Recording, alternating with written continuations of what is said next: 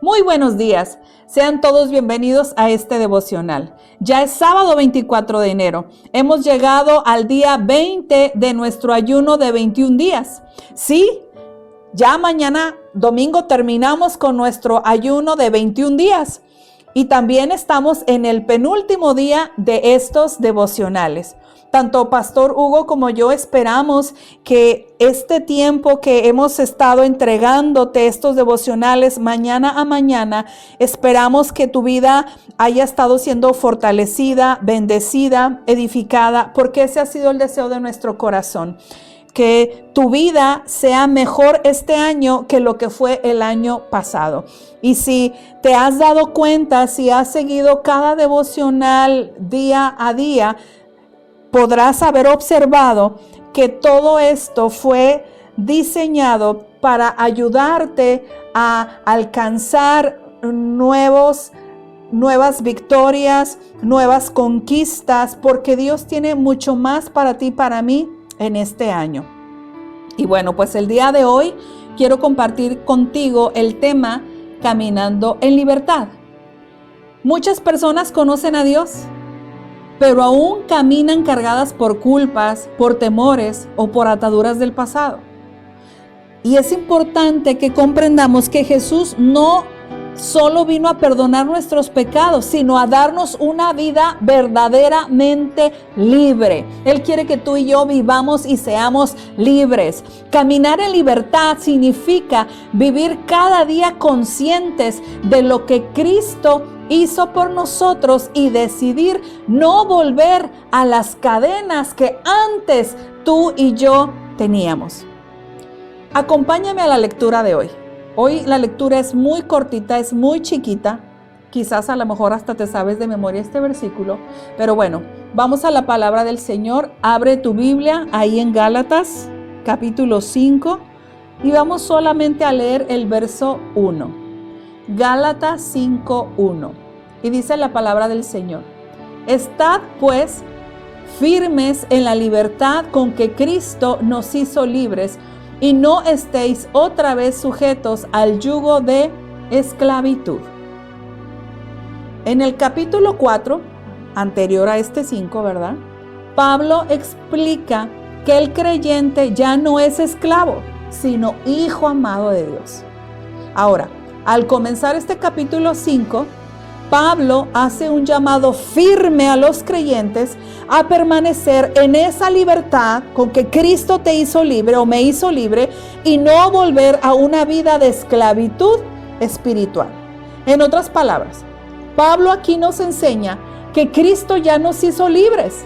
La libertad no es algo que tú y yo tenemos que ganar, sino es algo que Cristo ya conquistó en la cruz del Calvario para ti y para mí. Pero tú y yo tenemos que decidir mantenernos firmes. ¿Por qué? Porque la libertad puede perderse si uno vuelve a vivir bajo la culpa o bajo el legalismo o la autosuficiencia. Y es bien importante que aprendamos esto, porque el Señor no nos quiere atados a la culpa, ni tampoco atados a reglas que las ponen al mismo nivel como si fueran mandamientos que Dios haya establecido en su palabra. Eso es legalismo. Ahora, Pablo también nos enseña que el yugo de esclavitud representa depender de reglas o de méritos propios o de condenación para entonces uno sentirse aceptado por Dios. Sí, hay gente que piensa, yo tengo que hacer esto más porque así voy a agradar más a Dios. No, tienes que entender que todo lo que tenía que hacerse y ganarse lo conquistó Jesús en la cruz del Calvario. Tú recordarás que Él dijo, consumado es. Eso significa que la obra fue completa, perfecta, ahí en la cruz del Calvario. Cristo derramó su sangre para que tú y yo hoy pudiéramos vivir libres de condenación, libres del legalismo, libres del pecado, libres de la autosuficiencia. Y es de lo que justamente quiero hablarte en esta mañana. El Señor nos quiere viviendo libres. Pablo nos recuerda que volver a vivir bajo la culpa y la condenación es volver a una esclavitud que Cristo ya rompió ahí en la cruz. La vida cristiana no se vive desde el miedo, desde el temor, sino desde la gratitud y la confianza en la gracia que Jesús ganó para ti y para mí en esa cruz. Dios no quiere que tú y yo estemos viviendo atemorizados. Dios quiere que abracemos la verdad de su palabra, que caminemos en obediencia, pero con temor a Dios, es decir, con respeto al Señor, nunca con miedo. Esa no es la voluntad de Dios para nosotros. Este versículo conecta muy bien con la situación que estaban viviendo los Gálatas. ¿Por qué? Porque Dios no nos llama a vivir encadenados a nuestro pasado, porque ellos estaban queriéndose encadenar al pasado, a la ley, ¿verdad? A la ley de Moisés. Pero ya Jesús había muerto, había resucitado, y ahora ellos tenían que aprender a vivir en la libertad que Cristo había conseguido en la cruz del Calvario. Entonces Pablo quería que ellos se mantuvieran firmes en la libertad que Cristo ya les había entregado. Y también esta palabra es para nosotros, para que nosotros entendamos que tenemos que mantenernos con esa mentalidad de libertad. Y Jesús seguía obrando una transformación real en sus vidas como Él lo quiere hacer en la de nosotros. Y mira, vamos a Juan 8:36, un versículo de la palabra muy conocido. Y dice así: así que, si el Hijo os libertare, seréis verdaderamente libres. ¿Quién es el Hijo? Es Jesús. Así que si Jesús te libertare, serás verdaderamente libre. Cuando tú le entregas tu corazón a Jesús, en ese momento Él viene y te hace libre. Ahora, en este verso fue Jesús mismo el que lo estaba diciendo. Jesús estaba enseñando que solo Él puede liberar de verdad. Hoy día te ofrecen muchas cosas que suenan bonitas, pero que te dan, solamente son como un calmante. Te dan paz un ratito, pero después todo regresa. Porque el único que puede dar la verdadera libertad a la mente, al corazón, es Jesús. Ahora, la libertad no nace por mis propios esfuerzos humanos, ni tampoco nace por las promesas de cambio, sino de la obra de Jesús en nuestra vida. ¿Por qué? Porque Jesús es quien rompe la esclavitud que tú y yo hemos tenido en el pecado. Él rompe la esclavitud de la culpa y también de la condenación. Por eso es que Gálatas 5:1, el que te leí al principio, habla de la respuesta a esta libertad. ¿Por qué? Porque Pablo estaba diciendo, ahora que Cristo ya te hizo libre, oye, no vuelvas a encadenarte. Y tú dirás, ¿cómo? Bueno, porque hay quienes viven bajo culpa constante o bajo el legalismo, o creyendo que su pasado tiene más autoridad que lo que Cristo conquistó en la cruz del Calvario. Y mira, en Juan 8:36, Cristo nos hace libres. Y en Gálatas 5:1 nos dice que debemos decidir vivir firmes en esa libertad. Jesús quita las cadenas y Pablo advierte que uno puede volver a ponérselas, ya sea mental o espiritualmente. Muchas veces la esclavitud ya no es una cuestión de pecado. Y mira, yo tengo muchísimos años en Cristo. Tengo más de 35 años en Cristo. Más de 35. Y he visto a lo largo de mi vida cristiana que muchos creyentes todavía viven bajo culpa, bajo vergüenza, bajo condenación o autocondenación. Y Dios no quiere que vivamos de esa manera. Ahora, esto es exactamente el yugo de que Pablo nos habla.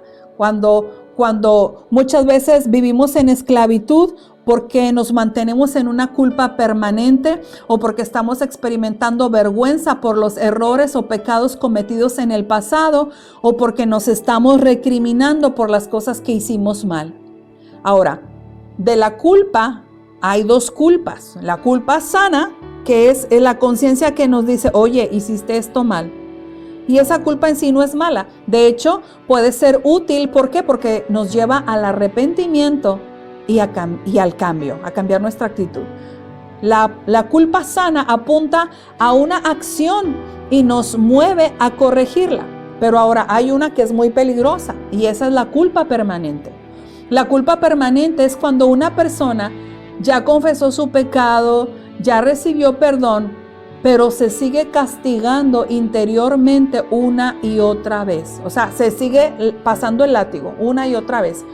Y eso no te lleva a ser transformado, sino te lleva al desgaste y a una tristeza constante. Hay mucha gente que vive en depresión porque están en una culpa constante por algo que hicieron en el pasado. Ahora, la culpa sana dice, bueno, hice esto mal, bueno, pues lo voy a corregir. Pero la culpa permanente dice, hice esto mal, por eso no merezco la bendición de Dios. Ahora, te voy a dar un ejemplo. Puedes orar, leer la palabra, intentar hacer lo correcto, pero de pronto piensas, ¿a quién quiero engañar? Oye, yo fallé demasiado en el pasado. ¿Por qué debería de sentirme en paz? ¿Por qué debería de sentirme puro o limpio? Y aunque ya se arrepintió, su mente no le permite avanzar, como si tuviera que pagar eternamente por ese error. Y mira, por eso, si puedes, vuelve y escucha los devocionales, todos van a quedar ahí grabados. De hecho, todos están grabados, porque hablamos mucho sobre eso en la semana 2. Hablamos mucho sobre cómo renovar la mente. Entonces, aunque esta persona ya se arrepintió, su mente no le permite avanzar. Y dice la palabra en 1 Juan 1:9 que si confesamos nuestros pecados, Él es fiel y justo para perdonar nuestros pecados y limpiarnos de toda maldad. Entonces, si tú ya le pediste perdón a Dios, si tú ya confesaste tus pecados, Él ya te hizo libre. No permitas que tu mente, que el enemigo a través de tus pensamientos vuelva y te ate. Es importante comprender que cuando Dios perdona, no deja la culpa pendiente. Es decir, Dios te perdona y borra totalmente todo el historial. De todo lo que tú te hayas arrepentido y le hayas pedido perdón a Dios, Él borra absolutamente todo y te da una hoja en blanco, un libro en blanco para que vuelvas y comiences. Ahora, el problema aparece cuando la culpa no se va, aún después del arrepentimiento, y se vuelve permanente. Entonces aparece la vergüenza. ¿Y qué es la vergüenza? Esta es otra cosa que yo veo que mucha gente vive en vergüenza. La vergüenza va más profundo que la culpa, porque ya no dice hice algo malo, sino dice yo soy malo, soy indigno, algo está mal conmigo. El problema con la vergüenza es que afecta tu identidad. ¿Por qué? Porque ya no te ves como hijo amado, ya no te ves como el real tesoro que eres delante de Dios. Sino que hace que la persona quiera esconderse, que la persona quiera aislarse y sentirse menos que los demás. Y mira, en Génesis capítulo 3, Adán y Eva pecaron. Y lo primero que sintieron, ¿qué fue? La vergüenza. ¿Y qué hicieron? Se escondieron. Es más o menos así cuando de pronto alguien piensa, ay, si la gente supiera quién fui yo antes o lo que hice, no me respetarían. No merezco ni siquiera levantar la cabeza. Aquí el error ya no es solo un hecho del pasado, sino que lo has convertido en una etiqueta personal. Ahora, Dios no usa la vergüenza para transformar. ¿Por qué? Porque la vergüenza paraliza. Y Dios no te quiere paralizado. Y mira, la otra cosa que yo he visto que ataca mucho a la gente es la condenación. La condenación es la forma más destructiva de las dos anteriores. Porque no solo señala el pasado o tu identidad, sino que declara una sentencia. Te dice, ya no hay salida para ti, ya no hay futuro, ya no hay esperanza de que tú puedas ser una mejor persona. La condenación quita las fuerzas para seguir viviendo y luchando. Pero quiero recordarte lo que dice Romanos 8:1. Ahora pues, ninguna condenación hay para los que están en Cristo Jesús. ¿Quién es el que te condena? El enemigo de tu alma. Quizás alguien pueda estar pensando, no, es que yo arruiné todo, mi vida ya no vale, ya Dios decidió que esto no tiene arreglo.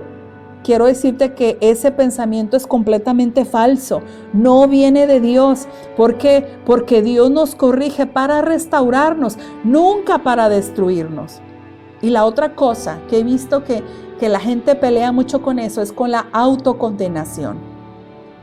¿Qué es la autocondenación? Pues bueno, mira, va un paso más allá de la culpa.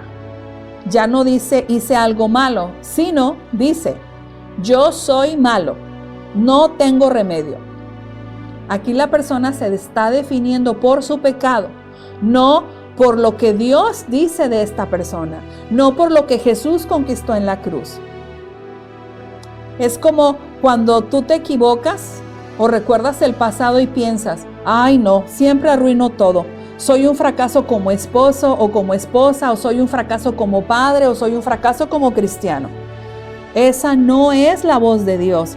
Esa es una condenación interior. Y recuerda que no hay ninguna condenación para los que están en Cristo Jesús. ¿Por qué? Porque Dios nos corrige, pero no nos aplasta ni tampoco nos humilla. Entonces, la culpa dice, hice algo mal. La culpa buena, ¿verdad? Dice, hice algo mal, pero esta te lleva al arrepentimiento. La autocondenación dice, Dios no puede amarme. Es cuando tú te descalificas a ti misma, a ti mismo. La condenación dice, no hay esperanza. Y esta mata la fe y mata el futuro. Y la vergüenza dice, soy malo. Daña tu identidad, la forma en cómo tú te ves a ti mismo, la forma en cómo tú te percibes y tampoco aceptas la forma en cómo Dios te ve. Ahora, ¿cómo enfrentamos esto en la práctica? Te voy a dar un resumen rápido, pero por favor, si tú no escuchaste el devocional del día 14, por favor ve y escúchalo, porque ahí yo expliqué, enseñé cómo filtrar nuestros pensamientos y puse un ejemplo. Así que por favor ve al episodio de ese día, el día 14 de nuestros devocionales. Cuando aparezcan estos pensamientos, haz esto. Primero, deténlos y di, este es un pensamiento, no es una verdad. Número 2, contrástalos con la palabra de Dios y pregúntate, ¿verdaderamente Dios dice esto de mí o es un ataque en mi mente? 3, reemplázalo. Di en voz baja una verdad bíblica. ¿Sí? Reemplaza esa mentira, ese pensamiento equivocado con una verdad de Dios que está establecida en su palabra. Y ve al devocional del día 14 porque ahí lo explico mejor. Ahora, no lo enfrentes solo.